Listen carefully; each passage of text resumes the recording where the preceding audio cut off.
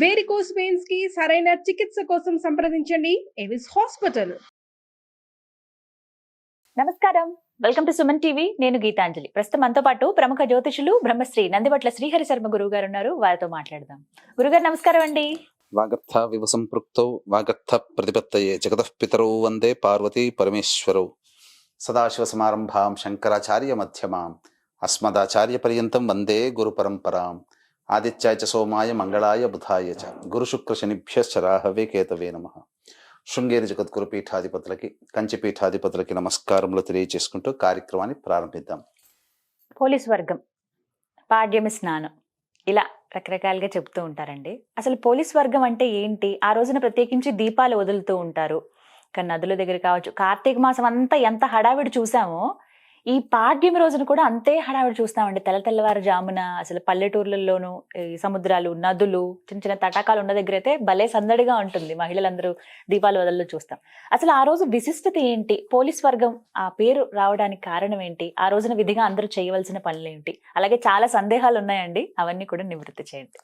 తప్పకుండానమ్మా. Police వర్గము అనేటువంటిది పోలమ్మ అనేటువంటి యొక్క స్త్రీమూర్తి పేరు మీద నామధేయమై మనకు అనాదిగా వస్తున్నటువంటి ఆచార సాంప్రదాయంలో ఒక భాగం అది.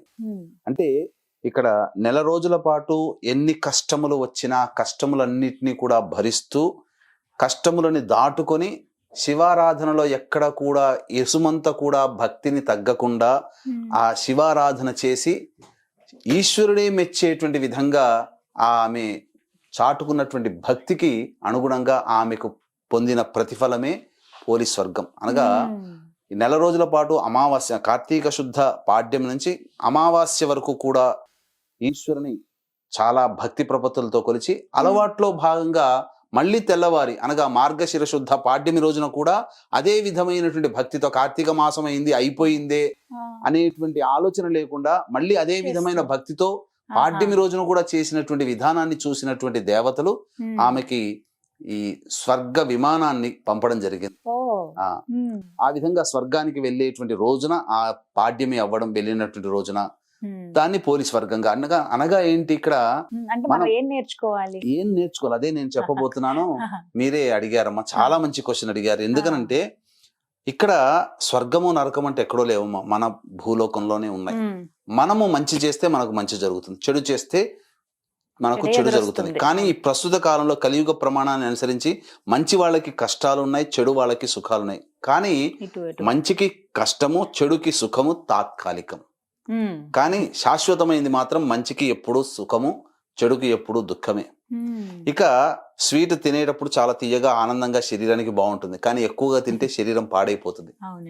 అట్లా కాబట్టి ఈమె యొక్క కథ ద్వారా మనం తెలుసుకోదలిచినటువంటిది ఏంటనంటే, ఈశ్వరుణ్ణి, అమ్మవారిని భక్తి ప్రపత్తులతో లేదా ఏ దేవుణ్ణైనా కానీ భక్తి ప్రపత్తులతో కొలిచినట్లయితే ఆ దేవతానుగ్రహం కొంగు బంగారమై మనకున్నటువంటి సమస్యని, స్వర్గం అంటే సంతోషము, సుఖంగా ఉండడం.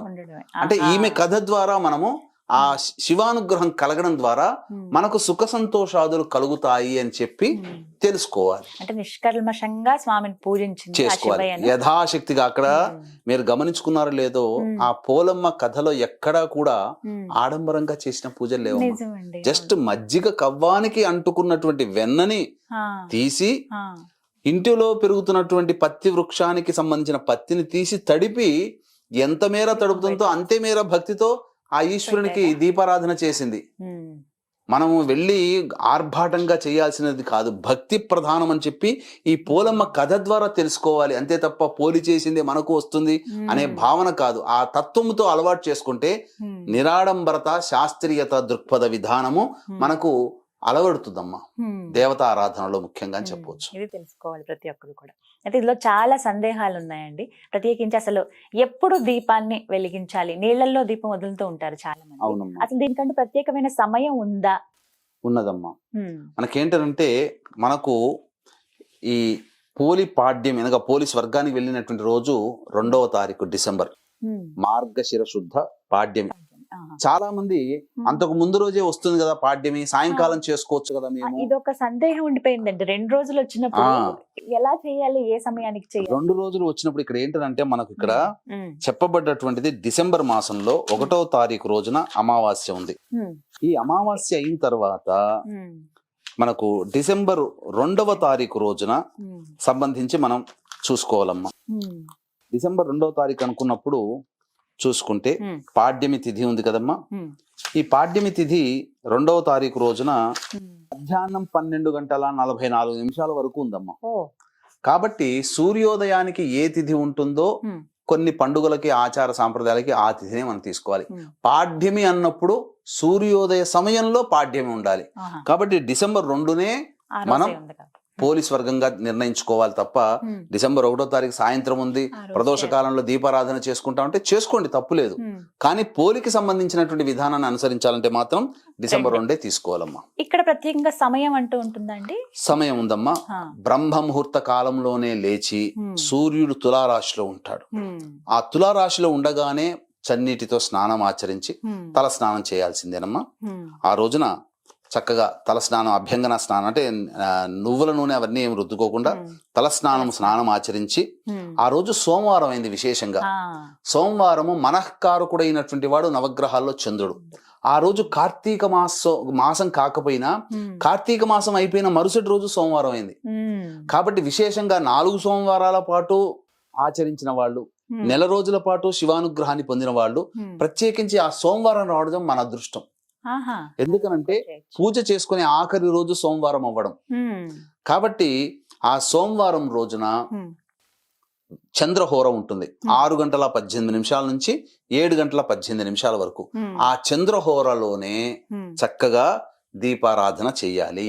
ఏ విధంగా చెయ్యాలి అని ఎలా అనుకున్నప్పుడు చేయాలి అనేదే సందేహం. ఎలా చేయాలి? ఉమ్, చాలా మంది నదీ స్నానం అనగా పొద్దునే నదీ స్నానం ఆచరించి 6:18 నుంచి 7:18 ఉమ్, ఈ పోలమ్మ కథని గనక చదువుకుంటూ ఉమ్, ఆ సమయంలో అరటి డొప్పల్లో కానీ ఉమ్.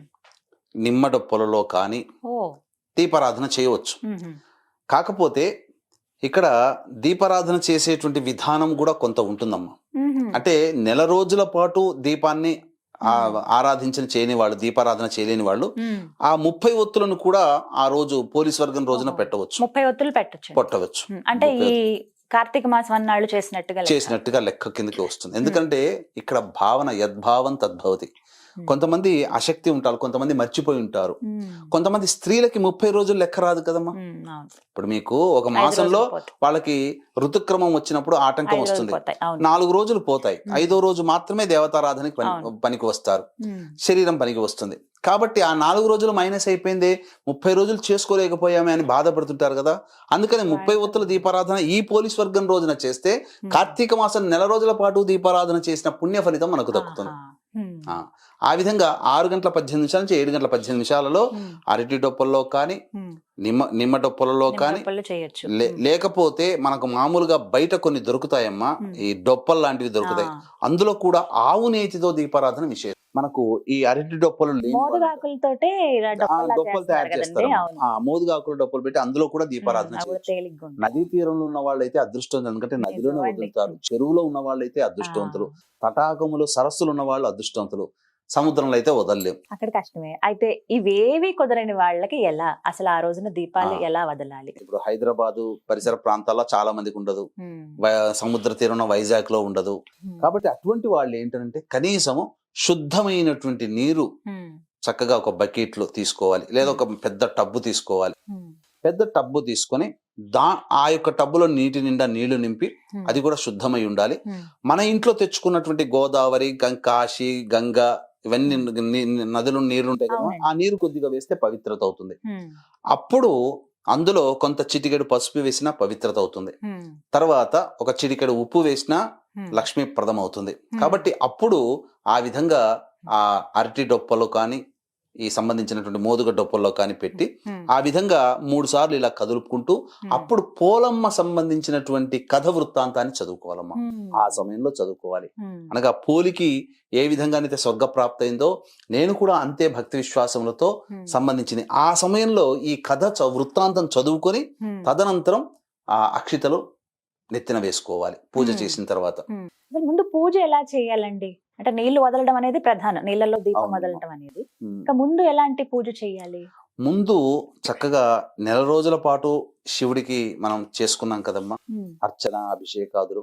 ఆ విధంగా బ్రహ్మ ముహూర్త కాలంలోనే లేచి అనగా 3 గంటల లేచి కాలకృత్యాదులు తీర్చుకొని ఆ 4 to 6 మధ్య కాలంలో శివాభిషేకం చేసుకున్న వాళ్ళైతే శివాభిషేకం చేసుకోవడం, లేదా ఆ ఒక్క రోజునైనా కానీ ఇంట్లో శివలింగం అనగా అంగుష్ట ప్రమాణమంతగా శివలింగం పెట్టుకొని అన్ని రకాల పండ్ల రసాలతో కానీ, లేదా శుద్ధమైన నీటితో కానీ, ఆవు పాలతో కానీ, పంచామృతాలతో కానీ, లేదా కనీసం శుద్ధమైన నీటితోనైనా కానీ ఈశ్వరునికి అభిషేకం చేసి అర్చన చేయాలమ్మా. తదనంతరం ఆ విధంగా లేదు అభిషేకం చేసుకునే ఉద్దేశం లేదు అన్న వాళ్ళు శివ పరివార చిత్రపటానికి చక్కటి పూలమాల వేసి ఆ యొక్క శివాష్టోత్తరము, దుర్గా అష్టోత్తరము, వినాయక అష్టోత్తరము, అలాగే కుమారస్వామి సుబ్రహ్మణ్య అష్టోత్తరము, నంది అష్టోత్తరంతో సహా మనం ఆ యొక్క అష్టోత్తరం చదువుకొని ఆ విధంగా తర్వాత స్వామి వారికి ఏదైనా కానీ నైవేద్యం పెట్టి, కొబ్బరికాయ కొట్టి నైవేద్యం పెట్టి, ధూపదీప నైవేద్యాలు ఇచ్చిన తర్వాత అప్పుడు ఈ 6 గంటల 18 నిమిషాల నుంచి 7 గంటల 18 నిమిషాల కాలంలో చంద్రహోర ఉంటుంది. ఆ చంద్రహోరలో ఈ పోలీస్ వర్గం కథ చదువుకోవాలి. ఇప్పుడు చంద్రహోరలో అది కూడా అవకాశం లేని వాళ్ళకి ఇంకొక అవకాశం ఉంటుందమ్మా. అది లీస్ట్ గా తీసుకోవాలి తప్ప దీన్నే ప్రామాణికంగా తీసుకోకూడదు. ఇక్కడ 8 గంటల 18 నిమిషాల నుంచి 9 గంటల 18 నిమిషాల కాలంలో గురుహోర ఉంటుంది. అది కూడా శుభప్రదం. అయితే మనస్సులో ఉన్నటువంటి సంకల్పములన్నీ నెరవేర్చేయాలి అని అనుకున్నప్పుడు శివానుగ్రహం కోసం చేస్తాం కదా, మనస్సే కదా సంకల్పం అంటే. మనఃకారకుడు చంద్రుడు కాబట్టి చంద్రహోరలో చేస్తే విశేషం. చంద్రహోర తప్పిన వారు మాత్రమే అయ్యో సూర్యోదయం కల్లా మనం చేయలేకపోయామని బాధపడుతుంటారు కదా, అటువంటప్పుడు వాళ్ళకి 8:15 నుంచి 9:15 మధ్య కాలంలో గురుహోర ఉంటుంది. ఆ గురుహోరలో చేయండి. తర్వాత 7 గంటల 18 నిమిషాల నుంచి 8 గంటల 18 నిమిషాల మధ్య కాలంలో శనిహోర ఉంటుంది. చేయకూడదు దీపం వెలిగించకూడదు. 8 గంటల 18 నుంచి 9 గంటల 18 మధ్య కాలంలో గురుహోర ఉంటుంది. ఆ గురుహోరలో చేసిన విశేషమైన ఫలితం ఉంటుంది.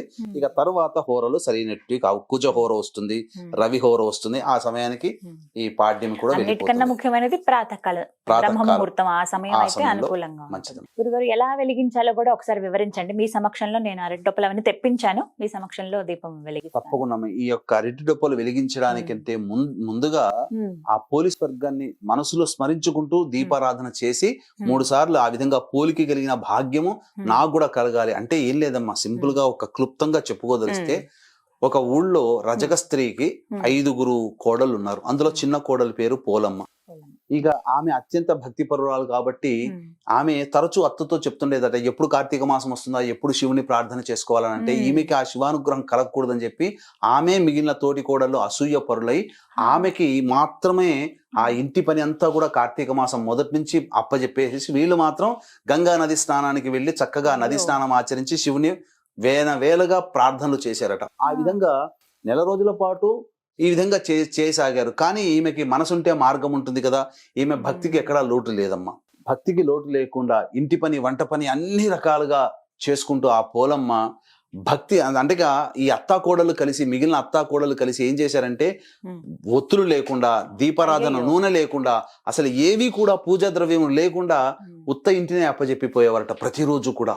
కానీ ఆమెకి మనసుంటే మార్గం ఉంటుంది కదా, ఆమె ఇంట్లో మన మజ్జిగ చిలకడానికి కవ్వం వాడతారు కదా, ఆ కవ్వానికి అంటుకున్నటువంటి వెన్నను తీసి ఇంటి పొదట్లో మన పత్తి చెట్లు అప్పట్లో మొలిసేటివి కదా, ఆ ఇంట్లో పెట్టుకునే వాళ్ళు కాబట్టి ఆ పత్తి గింజల నుంచి పత్తి చేసి 2 ఒత్తుల్ని దీపారాధన చేసి ఆ ఈశ్వరుని చిత్రపటం దగ్గర దీపారాధన చేసి నమస్కారం చేశారు దీపం చేసి.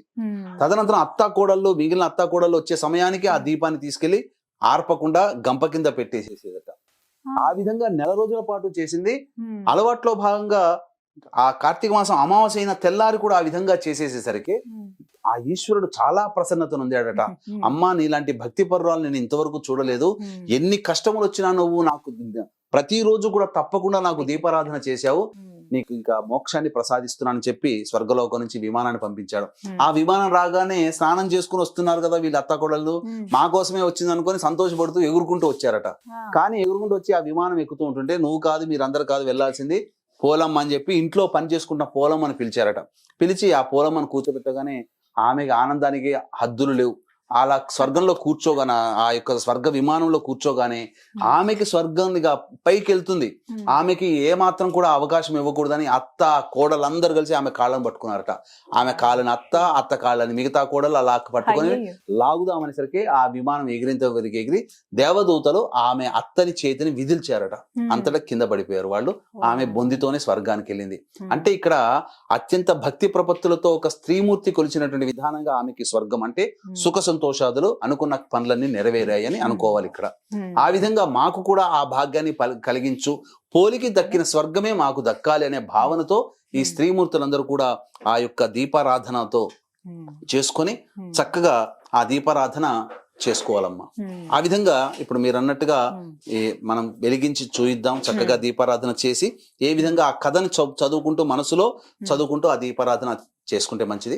ఇక దీపారాధన చేసేటప్పుడు ఏ యొక్క శ్లోకం చదువుకోవాలనేది కూడా తెలియచేసుకుందాం అమ్మా.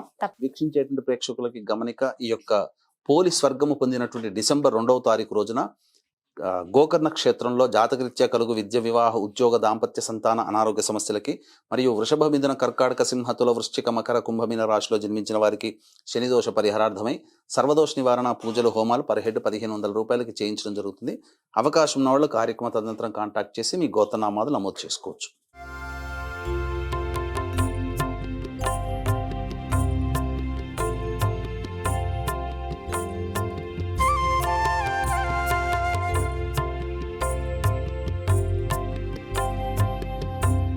ఇప్పుడు చెప్పబోయేటువంటి శ్లోకాన్ని చదువుకుంటూ మనసులో చదువుకుంటూ దీపారాధన చేయాలి. ఓం దీపరాజాయ విద్మహే స్వప్రకాశాయ ధీమహి తన్నో జ్యోతి ప్రచోదయాత్.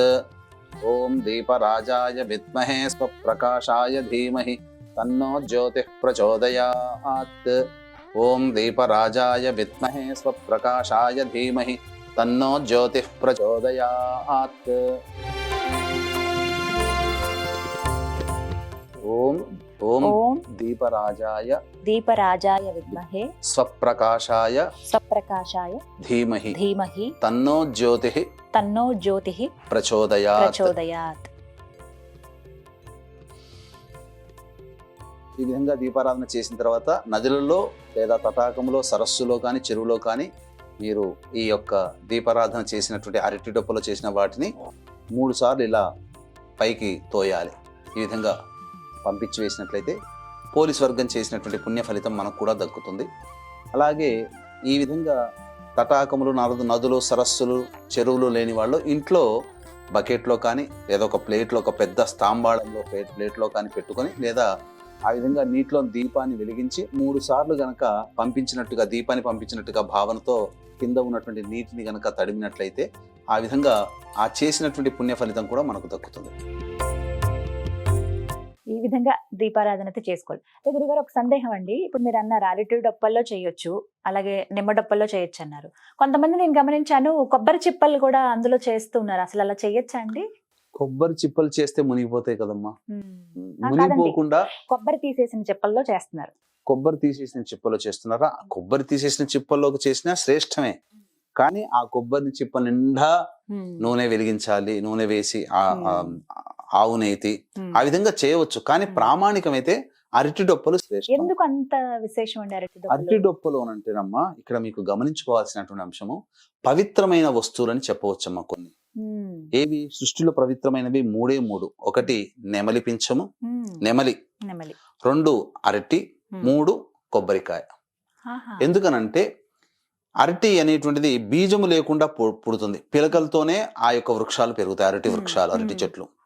ఇక నెమలి సంపర్కం లేకుండా పురుష నెమలి యొక్క కంటి గుడ్డు నుంచి, పులుసు నుంచి తీసుకొని స్త్రీ నెమలి గర్భం దాల్చుతుంది.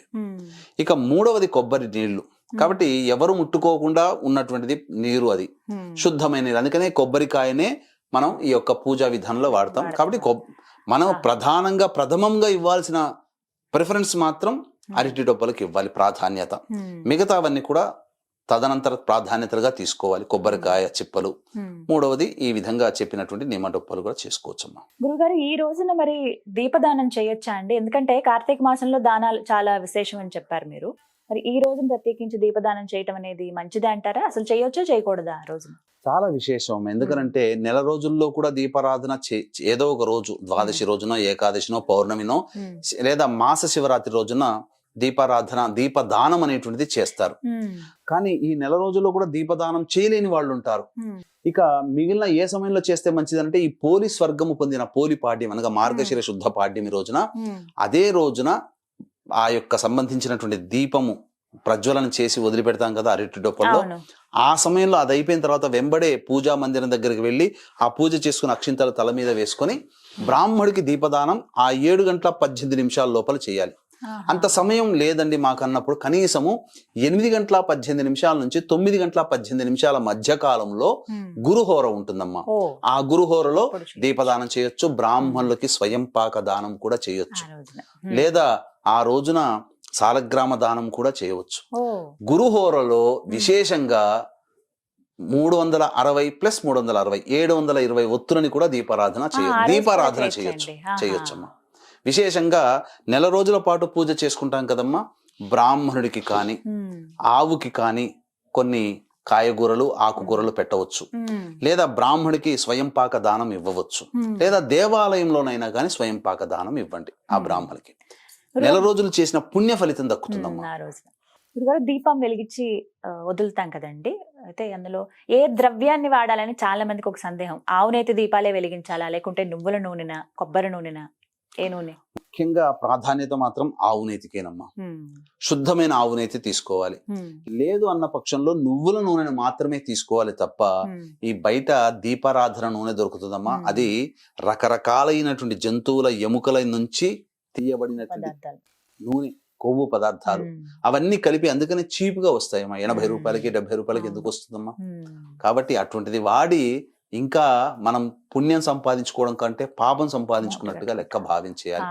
ఇక ఆ రోజున నెల రోజుల పాటు ఎంతో ఓపికగా ఈ మాంసాహారము భుజించలేదు కదా, ఆ ఒక్కరోజు కూడా మాంసాహారము భుజించకుండా ఉంటే చాలా మంది అడిగే సందేహం అంటే పూర్తయిపోతుంది కదా దీపం, ఎప్పుడైతే నీళ్ళల్లో వదిలామో ఇంకా ఆ రోజుతో సమాప్తం అయిపోతుంది, సాయంత్రానికి చాలా మంది మాంసాహారం తిని తీసుకోవచ్చు కదా అని అంటారు. కానీ ఆ రోజున కూడా మాంసాహారము నిషిద్ధము. ఆ యొక్క 41 రోజులు అందుకే పెట్టింది. 30 రోజులు చేశారు కదా, కనీసం ఆ పాడ్యమి రోజున వరకైనా కానీ ఆ విధానాన్ని ఆచరించి తదనంతరం చక్కగా ఎవరి వృత్తిని అనుసరించి, వారికి ఎవరి ఇష్టాన్ని అనుసరించి వాళ్ళు వారి యొక్క వంశపారంపర్యంగా వస్తున్న ఆచారాన్ని పాటించవచ్చమ్మా. ఖచ్చితంగా ఈ పాడ్యమి రోజున దీపాలు అనేవి నీళ్ళల్లో వదలాలి, ఇది ఖచ్చితంగా వదలాలమ్మా. ఇది ఆచారంగా వస్తున్నటువంటిది. అంటే ఎన్ని రోజులు పూజ చేసినా చెయ్యకపోయినా ఆ రోజున చేస్తే కనీసము ఆ రోజునైనా 30 రోజుల దీపం వెలిగించినైనా 720 ఒత్తుల దీపం వెలిగించినైనా వెలిగించాలి. కనీసం 30 రోజుల దీపమైనా వెలిగిస్తే నెల రోజులు దీపం చేసిన పుణ్య ఫలితం మనకు వస్తుంది. దీపారాధన చేసిన పుణ్య ఫలితం. చాలా చక్కగా వివరించారు గురువుగారు. ఇవన్నీ కూడా సందేహాలే, అన్ని నివృత్తి చేశారు. మొత్తంగా కార్తీక మాసం అన్నాళ్ళు కూడా చాలా చక్కగా వివరించారు మీరు. ఏ రోజున ఏమిటి విశేషం, ఎలా పూజలు చేసుకోవాలనేది మీ ద్వారా దైవానుగ్రహాన్ని పొందగలిగాము. అలాగే ఇప్పుడు మీరు చెప్పిన విధంగా పోలీస్ వర్గం కూడా ఆ రోజున కూడా దీపాలు వదిలి దైవానుగ్రహాన్ని పొందాలి అందరూ అని మనస్ఫూర్తిగా కోరుకుంటున్నాను. ధన్యవాదాలండి. సర్వం శ్రీ ఉమామహేశ్వర పరబ్రహ్మార్పణమస్తు.